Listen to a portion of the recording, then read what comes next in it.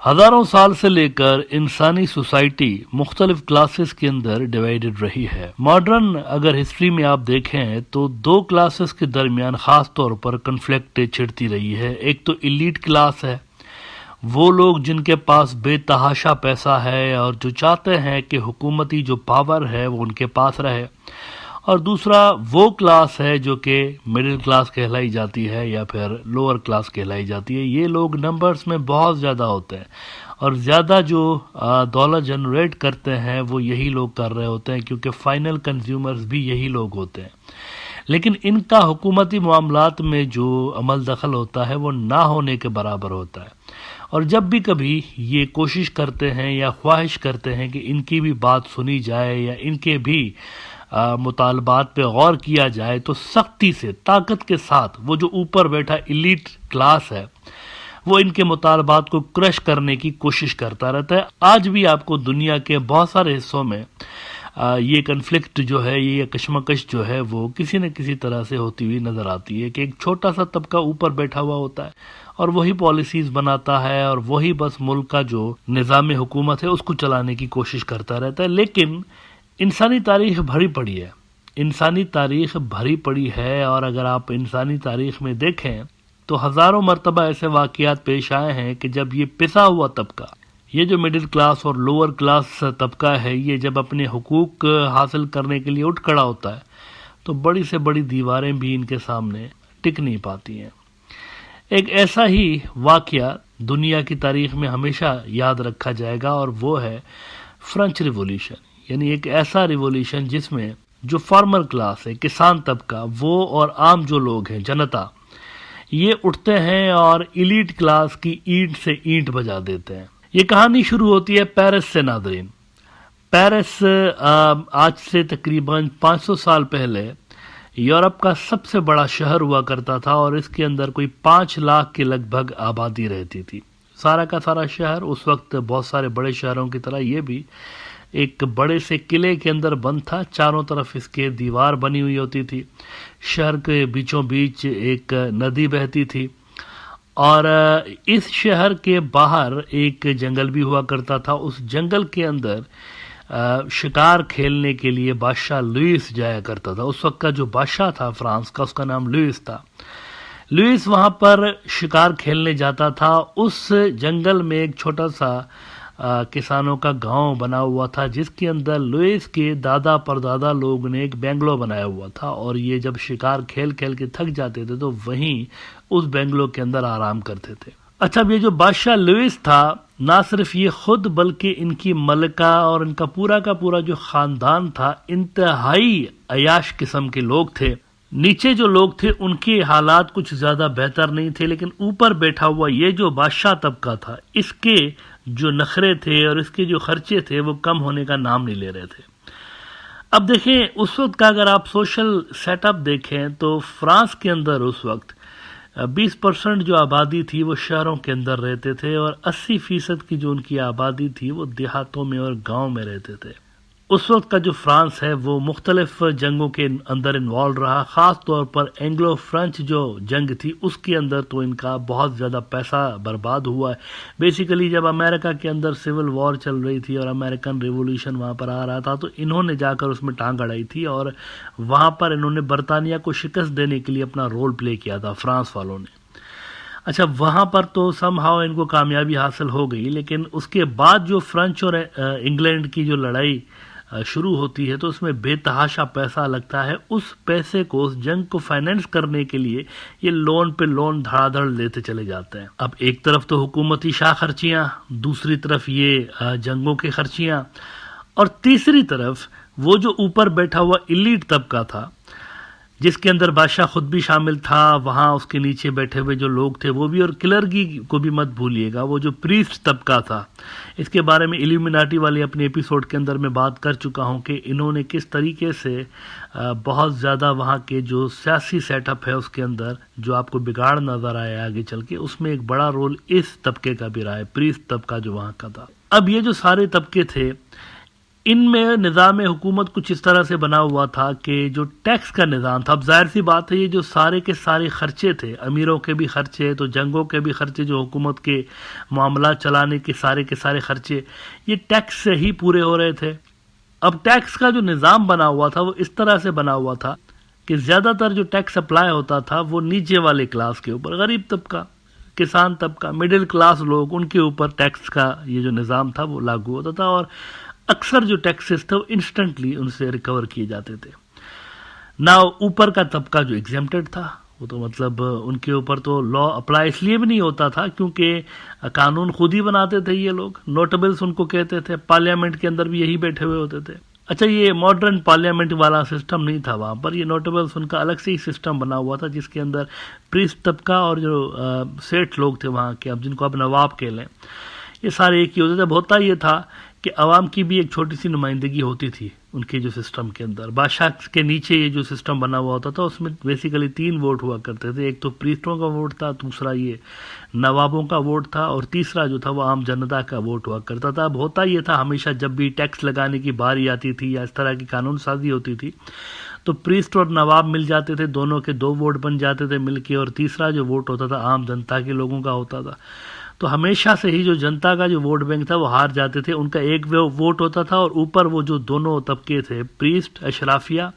ان دونوں کا 2 ووٹ ہو جاتا تھا۔ تو ہمیشہ جو قانون سازی ہوتی تھی، ٹیکس کے معاملات ہوتے تھے، اس میں یہاں جو نیچے والا طبقہ تھا وہ ہار جاتا تھا اور ان کے اوپر ہی برڈن بڑھتا چلا گیا۔ ایک ایسا بھی وقت آ گیا فرانس کے اوپر اس زمانے کے اندر کہ جو آدھے سے زیادہ گورنمنٹ کا ریونیو تھا وہ سود کی ادائیگی کے اوپر ہی کنزیوم ہو جاتا تھا، یعنی جو قرضہ انہوں نے لیا ہوا تھا، بورو کیا ہوا تھا، اس کے سود کی ادائیگی میں ہی آدھے سے زیادہ پیسے ان کے کنزیوم ہو جاتے تھے۔ اس کے بعد یہ ہوتا ہے کہ 1780s کی شروعات میں 2 بڑے واقعات ہوتے ہیں۔ ایک تو بڑا واقعہ یہ ہوتا ہے کہ بیک ٹو بیک تقریباً 3-4 سالوں کے عرصے کے اندر 2 مرتبہ فصل جو وہاں کے تھے وہ بہت ہی خراب قسم کے ہوئے، قحط سالی ایک طرح سے وہاں پر پیدا ہو گئی۔ اب مسئلہ یہ تھا کہ ایک تو ٹیکس کا برڈن ان کے اوپر، فارمرز کے اوپر، دوسرا قحط سالی، تو اس وجہ سے سوسائٹی کے اندر انریسٹ کریٹ ہوتی چلی گئی، سول وار قسم کے حالات جو ہیں وہ کریٹ ہوتے چلے گئے، چھینا جھمٹی، مار کٹائی، لڑائی، قتل و غارت گری، ڈکیتی، چوریاں۔ ہمیشہ جب بھی کسی سوسائٹی کے اندر غریب طبقہ پستا ہے یا ان کی جو ویلتھ ہے وہ ڈکریز ہوتی ہے یا ان کی آمدنی ڈکریز ہوتی ہے تو یہ جو سوشل ایولز ہیں یہ کریٹ ہوتی رہتی ہیں، تو وہ بھی وہاں پر فرانس میں سٹارٹ ہو چکے تھے۔ یہ لمبے عرصے سے ریولیوشن پنپ رہا تھا، لیکن یہ آگے چل کے پھٹا ہے جب یہ شاہی خاندان کو مارا گیا ہے نا وہاں پہ، تو یہ پھٹا ہے بیسیکلی سارا کا سارا ریولیوشن، یہ لاوا پھٹا ہے، والکینو پھٹا ہے۔ بیسیکلی یہ لمبے عرصے سے چلتا چلا آ رہا تھا، چیزیں اسی طرف جا رہی تھی۔ تو 1780s کے اندر اس کی شروعات میں یہ جو وہاں پر فصلیں 2 فصلیں وہاں پر ان کی خراب ہو گئیں، تو اس وجہ سے وہاں پر جو انریسٹ ہے وہ بڑھتا چلا گیا، اس وجہ سے وہاں پر ایک سول وار قسم کی چیز کریٹ ہوگی۔ اس وقت کے بھی جو دانشور اور اکا دکا جو اخبارات ہوتے تھے وہ بھی انہی سوشل ایونٹس کو ہائی لائٹ کر رہے ہوتے تھے کہ کس طرح سے جو وہاں پر ایلیٹ طبقہ ہے وہ تو ایگزیمپٹڈ ہے، کلرگی وہاں کی ایگزیمپٹڈ ہے، لیکن سارا کا سارا بوجھ یہاں پر نچلے طبقے کے اوپر آ رہا ہے۔ اچھا، اس کے بعد ہوتا یہ ہے کہ جب سوشل انریسٹ بڑھنے لگی اور بادشاہ کے خلاف اور ایلیٹ طبقے کے خلاف جب وہاں پر آوازیں زیادہ بلند ہونے لگی تو بادشاہ نے کیا کیا، ایک نیا سرکاری عہدیدار بھرتی کیا ٹیکس کے معاملات دیکھنے کے لیے، جس کا نام تھا چارلز الیگزینڈر ڈی کالونے۔ اب یہ جو بندہ تھا یہ بڑے ریفارمز لے کر آتا ہے، اور اس نے یہ بھی ریفارمز پروپوز کیے بادشاہ کے سامنے کہ جو نوٹیبل ہمارا طبقہ ہے، نوبلٹی جس کو کہتے ہیں، اور کلرگی جو ہے، ان پہ ٹیکس لیے بنا ان سے معاملات آگے نہیں چلیں گے، ان پہ ٹیکس لگائے جانے چاہیے۔ اب ہوتا یہ ہے کہ کلرگی والے اور جو نوبلٹی والے تھے، یعنی وہ جو ایلیٹ کلاس تھا، نواب، انہوں نے کہا کہ ہمارے اوپر اس طریقے سے ٹیکس نہیں لگ سکتا، کیونکہ یہ جو معاملہ ہے یہ اسٹیٹ جنرل جو ہے، اسٹیٹس جنرل، ان کی اسمبلی میں ڈیسائیڈ ہو سکتا ہے۔ یہ اس طرح سے آپ آرڈیننس ایشو کر کے یا کسی سرکاری عہدے کے ذریعے، بادشاہ کو انہوں نے کہا کہ کسی سرکاری عہدیدار کے ذریعے آپ ہمارے اوپر ٹیکس اپلائی نہیں کر سکتے، اسٹیٹ جنرل کی اسمبلی ہوگی تو اس کے اندر ہمارے اوپر یہ ٹیکس اپلائی ہو سکتا ہے. اب اسٹیٹ جنرل کا جو آخری اجلاس ہوا تھا یہ اس وقت 175 سال پہلے ہوا تھا، یعنی جب یہ مانگ کر رہے تھے نا کہ اس اجلاس کے اندر ہمارے اوپر ٹیکس لگایا جا سکتا ہے، یہ 175 ایئرس پہلے ہوا تھا، اس کے بعد کبھی بھی نہیں ہوا تھا. اور چونکہ یہ جو وہاں کی جو گورننس اسٹرکچر جس کا میں نے آپ کو بتایا کہ اس کے اندر بادشاہ کے نیچے جو باڈیز تھیں، ویسے الٹیمیٹ اتھارٹی بادشاہ کے پاس ہی ہوتی تھی. مطلب آپ یوں مت سمجھیے گا کہ بادشاہ کوئی سیکنڈری پاور رکھتا تھا، ایسا نہیں تھا. الٹیمیٹ اتھارٹی بادشاہ کے پاس ہی تھی، لیکن نیچے جو نظام حکومت بنا ہوا تھا اس میں یہ بھی چیزیں شامل ہوا کرتی تھی، ان کی بھی ایک سہ تھی. تو جو لوگ تھے ان کا ایک ہی ووٹ تھا، اور کلرگی اور وہ جو نواب تھے ان دونوں کا بھی ایک ایک ووٹ تھا. تو میں نے آپ کو بتایا کہ ہمیشہ جب بھی لا میکنگ کی بات ہوتی تھی تو کلرگی اور وہ جو نواب تھے یہ مل جاتے تھے، پریسٹ اور نواب، تو ہمیشہ جیت انہی کی ہوتی تھی. اب ہوتا یہ ہے کہ جب اسٹیٹس جنرل میٹنگ کال کی جاتی ہے تو وہ جو جنتا والا جو سائیڈ تھا، جنتا والی سائیڈ، انہوں نے ایک کھپ ڈال دی. انہوں نے کہا کہ میٹنگ سے پہلے یہ ذرا اسٹرکچر چینج کریں، جتنے لوگ ہیں اس کے اندر اتنا ووٹ ہونا چاہیے، 1 مین 1 ووٹ. مطلب یہ پلیٹ فارم کے بیسس پر ووٹ کی کاؤنٹ کرنا چھوڑ دیں کہ یہ نوابوں والا پلیٹ فارم ہے تو اس کا 1 ووٹ ہے، تو یہ کلرگی والا پلیٹ فارم ہے تو اس کا 1 ووٹ ہے، یہ جنتا کا پلیٹ فارم ہے تو اس کا 1 ووٹ ہے. اس کو چھوڑیں، ان کے جو ریپرزنٹیٹیوز ہیں ان میں ایک بندے کا 1 ووٹ کاؤنٹ کریں، یہ انہوں نے ڈیمانڈ رکھی. لیکن وہ جو دوسرے دو پکش تھے، نواب اور کلرگی، انہوں نے اس کو نہیں مانا. انہوں نے جب اس کو نہیں مانا تو مار کٹائی لڑائی کے اندر کنورٹ ہو گیا، وہ اجلاس میٹنگ ہوئی نہیں. اب جب میٹنگ نہیں ہوتی تو یہ جو پبلک والا گروپ تھا سسٹم کے اندر، ان کو تھرڈ اسٹیٹ کہا جاتا تھا، اور یہ ایک جگہ پر مل کے خود ہی اپنی ایک نیشنل اسمبلی اناؤنس کر دیتے ہیں 17 جون 1789 کو. یہ جو پبلک والا جو اسٹیٹ تھا، تھرڈ اسٹیٹ اس کو کہتے تھے، یہ خود ہی ایک اپنا نیا گورنمنٹ یہ لے کر آتے ہیں. اور مزے کی بات دیکھیے کہ یہ کسی سرکاری بلڈنگ کے اندر ملاقات نہیں کرتے اس طرح سے، کیونکہ سارے گورنمنٹ آفیسز کو تالا لگا دیا گیا تھا صرف ان کو روکنے کے لیے. تو اس کے بعد ایک مشہور میٹنگ ان کی ہوتی ہے، انڈور میٹنگ، اور وہ ہوتی ہے ٹینس کورٹ کے اندر. ٹینس کورٹ کے اندر ہی وہاں پر اوتھ آفس بنایا جاتا ہے، اور وہاں پر ان کے جو ریپرزنٹیٹیو تھے وہ اوتھ لیتے ہیں، اور وہاں پر ایجنڈا جو طے ہوتا ہے ان کا. یہ جو تھرڈ اسٹیٹ تھی، جو لوگوں کے نمائندے تھے، یہ وہاں پر اوتھ لیتے ہوئے اس بات پہ ایگری کرتے ہیں سارے کے سارے کہ جب تک ٹیکس ریفارم نہیں ہوتے اور سسٹم کے اندر ریفارمز نہیں ہوتے تب تک اسٹرگل جاری رہے گی ان کی. اچھا، اب جب بادشاہ دیکھتا ہے کہ یہ تو بہت بڑی کوئی موومنٹ ہے، اس کے خلاف اسٹارٹ ہو گئی ہے، اور نیشنل اسمبلی بھی اس کے آرڈرز کے خلاف کوئی لوگوں نے نیشنل اسمبلی بنا لی، اور سڑکوں پہ تو ویسے ہی مار کٹائی جاری تھی. اچھا، اس کے جو فوجی تھے بادشاہ لوئس کے، وہ اینٹوں سے، یعنی اس کا مقابلہ فرانس کے لوگ کر رہے ہوتے تھے. جب بغاوتوں کو کرش کرنے کے لیے لوگ کہتے تھے ہم ٹیکس نہیں دیں گے، جو مرضی کر لو، تو بغاوتوں کو کرش کرنے کے لیے جب فوجی بھیجے جاتے تھے تو فرانس کے لوگ ان سے اینٹوں سے لڑ رہے ہوتے تھے، اینٹوں سے مقابلہ کر رہے ہوتے تھے، اور کئی جگہوں پہ ان کو ہرایا بھی انہوں نے. تو جب بادشاہ لیوس نے دیکھا کہ یہ تو صورتحال بہت ہی خراب ہے، تو اس نے ایک بڑا سرپرائزنگ کام کر دیا کہ اس نے اس خود سے بنی ہوئی نیشنل اسمبلی جو تھی، یعنی جس کا گورنمنٹ کے سسٹم سے تعلق نہیں تھا، انہوں نے خود ہی بغاوت کر کے تو نیشنل اسمبلی بنا لی تھی. بادشاہ نے اس کو ریکگنائز کر لیا،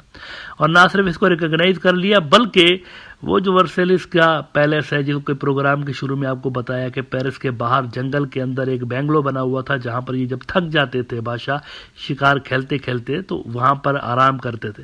اب بادشاہ کی شاہ خرچیوں کا عالم یہ تھا کہ اس بینگلو کو انہوں نے بہت بڑے پیلس کے اندر کنورٹ کر دیا تھا. اس پیلس کے اندر یہ جو نئی نیشنل اسمبلی بنی ہوئی تھی لوگوں کی، وہ وہاں پر بادشاہ کے ساتھ جا کر مذاکرات کرتے تھے، ٹاکس کرتے تھے. اور اس کے بعد جب سڑکوں کے اوپر معاملات مار کٹائی کے جاری رہے اور مذاکرات میں ٹاکس کے اندر بھی ڈیڈ لاکس آتے رہے، تو یہ اسپیکولیشنز کریٹ ہونا شروع ہوئیں وہاں پر سسٹم کے اندر کہ غالباً کوئی ملٹری کو ہونے جا رہا ہے بادشاہ کے خلاف وہاں پر. اور اس ملٹری کو کی جو خبریں تھیں نا، انہی کے چلتے انسرجنسی کی وہاں پر جو پہلی بغاوت سٹارٹ ہوتی ہے وہ 14 جولائی 1789 کو سٹارٹ ہوتی ہے، اور یہیں سے ہی ایک آفیشیل بگننگ آپ یوں سمجھے کہ سٹارٹ ہو جاتی ہے فرینچ ریولیوشن کی. اور اس کے ساتھ ہی وہاں پر جو پیزنٹس تھے، وہاں کے جو فارمرز تھے، انہوں نے بھی اس ریولیوشن کے سٹارٹ ہونے کے ساتھ ہی وہ جو ٹیکس کلیکٹرز ہوتے تھے، جو زبردستی انسٹنٹلی ان سے ٹیکس لے رہے ہوتے تھے، ان کے گھروں کو انہوں نے جلانا شروع کر دیا. اور ہاتھ چیک کرتے تھے. آپ کو یہ جان کر بھی حیرت ہوگی کہ وہاں کے جو لوگ تھے، عام جنتا، وہ ہاتھ چیک کرتے تھے. جس کے ہاتھ سافٹ ہوتے تھے وہ کہتے تھے تیرے ساری زندگی محنت نہیں کی ہوئی، اسی لیے اس کے ہاتھ سافٹ ہیں، یہ امیر ہے، تو اس کو ادھر ہی مار دیتے تھے. اتنا نفرت جو تھا ایلیٹ کلاس کے خلاف بڑھ گئی تھی کہ ہاتھ چیک کر کر کے وہ مار رہے ہوتے تھے. جس کے ہاتھ سافٹ ہوتے تھے تو اس کو یہ مارتے تھے، یہ کہہ کر کہ اس نے کبھی ساری زندگی محنت نہیں کی ہوئی، یہ انہی کا ہے، یعنی ایلیٹ کلاس والوں کا ہے. اور اس بغاوت کے سٹارٹ ہوتے ہی وہ جو نوابی لوگ تھے اور وہ جو کلرگی والے تھے وہ تو بھاگ بھاگ کے انہوں نے اپنی جان بچانا شروع کی اور فرانس سے نکلنے لگے. اور 4 اگست 1789 کو یہ جو نیشنل اسمبلی والے تھے یہ فائنلی وہاں پر جیت جاتے ہیں، اور پرانا جو بھی آرڈر بنا ہوا تھا کہ یہ کلرگی ہے تو یہ نوبل ہے تو اس کے اوپر بادشاہ ہے تو یہ جنتا ہے، وہ آرڈر 4 اگست 1789 کو دھپڑ دوس ہو جاتا ہے. اور یہاں سے ہی پھر جو ماڈرن ڈیموکریسی ہے وہ ایمرج ہوتی ہے فرانس کے اندر، جس کے اثرات بائی دا وے آگے چل کے دیگر بھی بہت سارے یورپ کے ملکوں کے اوپر نظر آئے، اور وہاں پر بھی اسی طرح سے ڈیموکریسیز ایمرج ہوتی ہیں. اور اس کے کچھ ہی عرصے کے بعد 3 سپتمبر 1791 کو انہوں نے کانسٹیٹیوشن بھی اڈاپٹ کر لیا، اور اس کانسٹیٹیوشن کے اندر کنگ کو انہوں نے بہت ہی تھوڑے سے اختیارات جو تھے وہ دے دیے تھے، ورنہ سارے کے سارے اختیارات جو تھے وہ لوگوں کے ریپرزنٹیٹیوز کے پاس ہی تھے. لیکن بہت سارے لوگ ایسے بھی تھے اس موومنٹ کے اندر جو کہ یہ ساری موومنٹ چلا رہے تھے، اس میں بہت سارے لوگ ایسے بھی تھے جو کہ اس نئے کانسٹیٹیوشن سے خوش نہیں تھے. مطلب وہ یہ چاہتے ہی نہیں تھے کہ اس کے اندر بادشاہ کا کوئی رول رہے بھی، اور منیمم قسم کے رول کے بھی وہ خلاف تھے، اور اسی وجہ سے ایک بلڈی ریبیلین وہاں پر سٹارٹ ہوتی ہے. اور وہاں پر اگست 1792 میں جو وہاں پر پیرس کا شاہی محل تھا، اس کے اوپر ان ریڈیکل لوگوں نے قبضہ کر لیا، حملہ کر دیا، اور لیوس جو بادشاہ تھا اس کو انہوں نے اریسٹ کر دیا. اور اسی عرصے کے دوران وہ سارے لوگ جنہوں نے اس پوری کی پوری ریولیوشن کے اندر جو کہ کئی سال تک جاری رہا، اس میں جو بھی بادشاہ کے حامی تھے اور جو بھی نوابوں کے حامی تھے، ان ساروں کو چن چن کر مارا جاتا رہا، میسیکر ان کا ہوتا رہا وہاں پر پیرس کی گلیوں میں. اور 21 جنوری 1793 میں بادشاہ کو مار دیا جاتا ہے وہاں پر. اور 9 مہینے کے بعد اس کی جو وائف تھی، جن کا ایک مشہور ڈائلاگ آپ نے ضرور سنا ہوگا کہ لوگوں کے پاس اگر کھانے کو روٹی نہیں ہے تو یہ بریڈ کیوں نہیں کھاتے، بڑا ہی عیاش قسم کی یہ بھی عورت تھی، بادشاہ لوئس کی جو بیوی تھی. اور یہ بادشاہ سے بھی زیادہ کہا جاتا ہے کہ شاہ خرچ تھی، بہت زیادہ یہ پیسے وہاں پر برباد کر رہی ہوتی تھی، صرف اور صرف فضول اپنی جو عیاشیاں تھی. کہتے ہیں کہ یہ سال میں کسی کپڑے کو اگر ایک مرتبہ پہن لیتی تھی تو دوبارہ اس کو کبھی نہیں پہنتی تھی. تو یہ سال کے شروع میں ہی کہتے ہیں کہ 365 کپڑے سلوا لیتی تھی اور پھر دوبارہ کسی ایک کپڑے کو نہیں پہن رہی ہوتی. تو اسی طرح سے ان کے جو پرفیومز آتے تھے وہ الگ طرح کے آتے تھے، مطلب وہ کسی اور کے پاس نہیں ہوتے تھے پورے کے پورے فرانس کے اندر. تو ان کو بھی بادشاہ کے قتل کے 9 مہینے کے بعد مار دیا گیا تھا. قتل و غارت کا یہ سلسلہ اگلے کئی مہینے تک جاری رہتا ہے، جس کے اندر ہزاروں بادشاہ کے حامیوں کو اور نوابوں کے حامیوں کو مارا جاتا ہے. اور اس کے بعد یہاں پر ایک نیا کانسٹیٹیوشن اڈاپٹ کیا جاتا ہے، کیونکہ پرانا والا تو ویسے ہی دھپڑ دوس ہو گیا. تو یہ نیا کانسٹیٹیوشن اڈاپٹ کیا جاتا ہے، جس کے اندر پارلیمنٹ جو تھی اس کے پاس یہ اتھارٹی تھی کہ وہ 5 لوگوں کا 5 ممبرز کا گروپ اپوائنٹ کرے. اس 5 ممبرز کے گروپس کو یہ ڈائریکٹری کا نام دیتے ہیں، اور ان کے جو اپوزیشن تھے اس کو پھر آرمی جو تھی وہ ڈیل کر رہی ہوتی تھی. اور اس آرمی کا جو ہیڈ تھا وہ تھا نیپولین بوناپارٹ، جس کا مطلب یہ ہے کہ آرمی کے رحم و کرم پہ تھی یہ والی جو ڈائریکٹری انہوں نے بنائی تھی، وہ بیسیکلی آرمی کے ہی رحم و کرم پہ تھی. جو آرمی کا جو پاور تھا وہ زیادہ تھا، اور یہ جو تھے لوگ یہ ایسے ہی مطلب بس ان کے کاندھے پہ بیٹھ کر تو حکومت کرنے کی کوشش کر رہے تھے. تو اس وجہ سے ہوتا یہ ہے کہ نیپولین نے ان کا دھڑن تختہ کر کے تو خود یہ پاور میں آ جاتا ہے، اور اپنے آپ کو یہ فرسٹ کونسل کا خطاب دے کر تو یہ پاور میں بیٹھ جاتا ہے. اور اسی طرح سے وہ جو فرانچ ریولیوشن جو کہ کافی عرصے پہلے سٹارٹ ہوا تھا، کئی سال پہلے، وہ نیپولین پہ آ کے ختم ہوتا ہے، اور اگلے کئی سال تک فرانس کو رول کرتا ہے اور فرانس کو ایک نئی بلندی تک لے جاتا ہے. اور کافی زیادہ یہ اکانومک ریفارمز بھی کرتا ہے، جس وجہ سے اس کی پبلک سپورٹ بھی بڑھتی چلی جاتی ہے، اور ایز اے ریزلٹ یہ لمبا عرصہ حکومت میں رہنے میں بھی کامیاب رہتا ہے.